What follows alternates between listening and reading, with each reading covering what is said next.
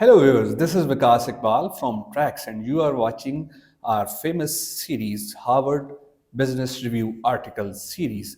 Today's article is quite interesting, Making of a Corporate Athlete. It is authored by Jim Lohr and Tony Schwartz. And I have with me in the Tracks studios after a long time Dr. Athar Mansoor, who will highlight this corporate athlete concept. But prior that, how are you, Dr. Athar? I'm good. Sir, first let us know. You have been found at Judge Business School at Cambridge. I have seen, and others have seen, so much your pics on social media platforms. And you are doing a series of Howard. Right, yes. So I was there at Cambridge for the last about 1.5 months, and I visited Judge Business School at University of Cambridge. It's a very famous business school in Europe. So yes, you're right, Judge Business School, and then doing a video on Harvard Business Reviews article. But you see, it's all about business education, and I'm a real passionate, you can say, teacher and trainer in business education. As well as learner. As well as a learner. So I would love to bring this interesting article to the knowledge of the viewers. So, would you please elaborate the concept because the viewers and the audience might have heard a lot about the sports athlete, but Not about about this concept of corporate athlete, Right. coined by Howard. Yes. So I think this is a very interesting phrase, corporate athlete, and we need to understand it from the perspective of how much pressure corporate executives face in the ever changing world of business. We need to understand that businesses are transforming at breakneck speed, and executives working in today's business environment need to adapt themselves and change themselves very quickly. And for changing and transformation, they require a lot of resilience and strong commitment towards their overall goal of their organization, which is eventually the vision of the organization. So this article, authored by the two authors, Jim Lohr and Tony Schwartz, talks about one is what makes a corporate athlete and how corporate athlete is a little different from traditional sports athletes. But there are also intersection points between the two types of athletes.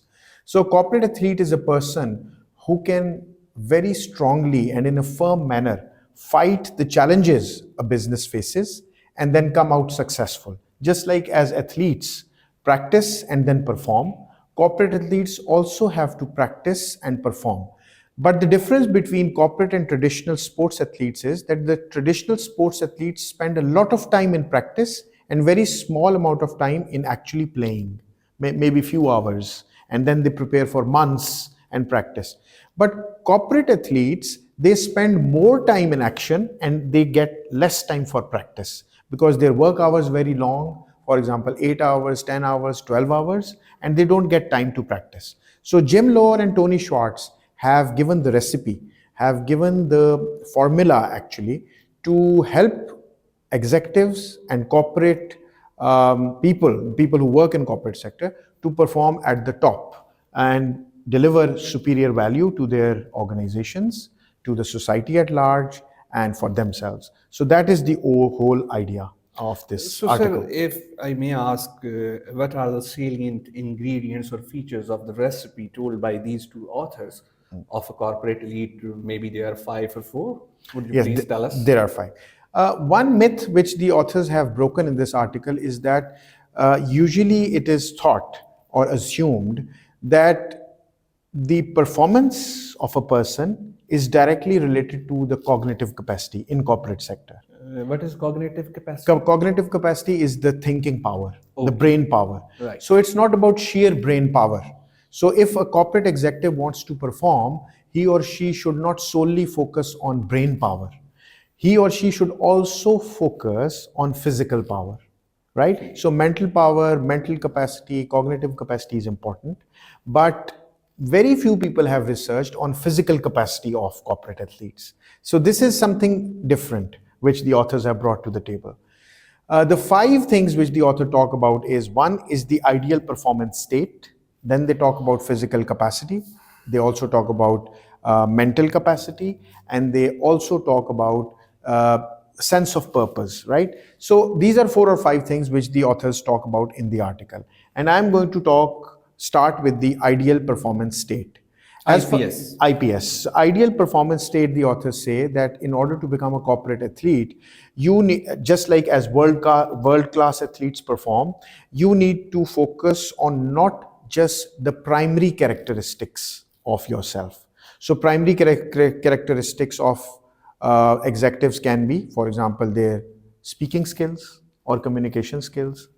Another can be their negotiation skills. These are very important. But these more important or equally important can be the supporting skills. For example, focus. Focus is a supporting skill. It's a secondary skill, but not considered primary. Flexibility is a supporting skill. Is more than that, endurance is a supporting skill. So you just do not need to focus on the hard skills of your job, but the secondary skills, which are maybe usually neglected, Or need to be maybe we focused can on. call them additional skills. They are additional. That's why they're called secondary or supporting skills. So the authors say that the supporting and secondary skills need to be focused and they need to be taken into account. Moreover, the authors also talk about oscillating energies, oscillating between energies. For example, they say that stress is considered to be an enemy of performance, usually that you burn out yourself. But they say it's not about stress, it's about oscillating and bringing back your energy. So if you are stressed out, you need to go into a state where you need to revitalize your energy. If you are able to oscillate well between expending energy and recovering energy, you are going to perform It well. means they are trying to indicate that how a liability can be turned into an asset. Yes. So ideal performance state requires that you should be able to oscillate between expending energy and recovering energy. So that is ideal performance state. This is one thing. So it's not about just stress, it's about revitalizing yourself. Second thing which they talk about is the physical capacity. So usually it is thought that physical capacity is only for the athletes, sports athletes. But for corporate athletes, the authors say physical capacity is as important as for sports athletes. They say that you should eat well, you should have 5 to 6 meals, small meals per day, rather than just having one meal. You should drink ample amount of water. Then you should sleep well. You should go to bed early, rise early, right? And then you should be, and the timing should be very predictable for your resting phase. Then this helps you oscillate between consuming energy and recovering that energy. And physical capacity builds in you endurance, physical capacity builds in you resilience, so that you are able to take on the challenges of corporate sector. I told you the challenges are breakneck speed of transformation and change, and the corporate athletes have to adapt to that change. So the rhythmic expenditure, the rhythm between expending energy and recovering energy is important, and physical capacity can help you. If you improve your physical capacity, you can improve your overall capacity to respond to the challenges. Third important thing they talk about is the emotional capacity. Very important, I must say. Yes, emotional capacity, because there are positive emotions and negative emotions. Positive emotions, for example, calmness, engagement, being engaged with someone, Motivation. focused. These are things which develop in you positive emotions. And being passionate. And being passionate, right? And negative emotions actually are the enemies of your performance. So they say that negative emotions are going to drain your energy, whereas positive emotions are going to ignite passion in you. So you need to close your eyes, for example, during the day, relax, take deep breaths. This is important. Then you can relax your facial muscles. You can learn those exercises. Then you can also lower down the tone of your voice, speak slowly. It can relax you and it can help you with positive emotions. Then you can also spend family time, friends time, This will enhance your emotional capacity. So these are few things which the authors talk about. From emotional capacity, they move to mental capacity. Mental capacity. Mental And capacity. please do differentiate between these two, because it seems same, the Right. mental and emotional. Emotional is overall the package in which you how you take your environment and how you respond to it. Mental is your thinking capacity in terms of, for example, calculation power, analytical power, critical power. That is your mental So capacity. emotional is something which can be visible. However, mental is Me- something which you know only. Yes, it's Right. inside you, right? Inside you. Yeah. So Okay. mental is your brain power, All right? right. So they talk about brain power also, and they say that you have to improve your mental capacity also, and in order to become a corporate athlete. And for mental capacity, you need to again relax yourself. You need to sit quietly for a period. Take 15-minute break during the day, maybe 2 or 3 breaks during your working day, and sit quietly. Again, deep breath. Meditation can be visualization can be a good activity. Visualization is making images for different things and thinking about those things. For example, if you are a golf player and you start thinking of a golf course while sitting in your office or at your working place, and visualize that ball, that cue stick, you will feel relaxed, and your mental capacity would improve, your focus power would improve. And lastly, they talk about spiritual activity or the spiritual capacity. So spiritual capacity is to connect with your deep values.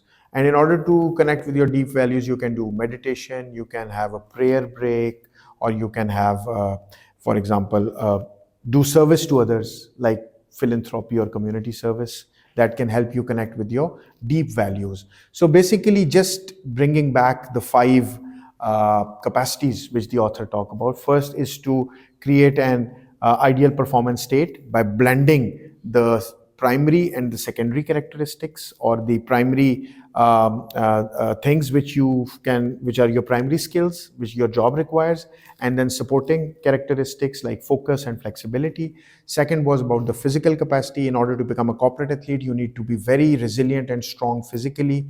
Third is the mental capacity, emotional capacity. Fourth is mental capacity, and finally it is the spiritual capacity. If you build up this pyramid, you are going to move towards a sense of purpose and eventually achieve your And it goals. is the pyramid of performance, if I'm not wrong. It is the pyramid of performance, as the authors call it. So finally, and before wrapping it up, would you please elaborate or highlight what are the key takeaways from this particular article? Absolutely. So, the number one important thing is that in order to excel as a corporate executive, you need to be resilient on five features. And those five capacities we have talked about. Number one thing. Second, you need to come out of the feeling, the tendency rather, that you don't need to practice for your performance. As corporate executive, you need to practice and practice on these five dimensions.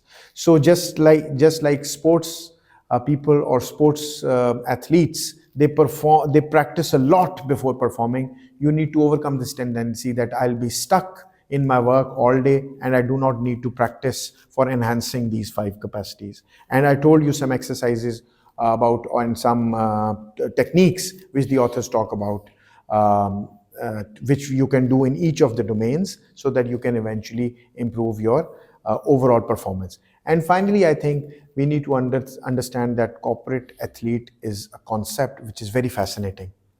Athletes are Rather people, unique. yes, and this is a takeaway that devising an inventive term is not easy.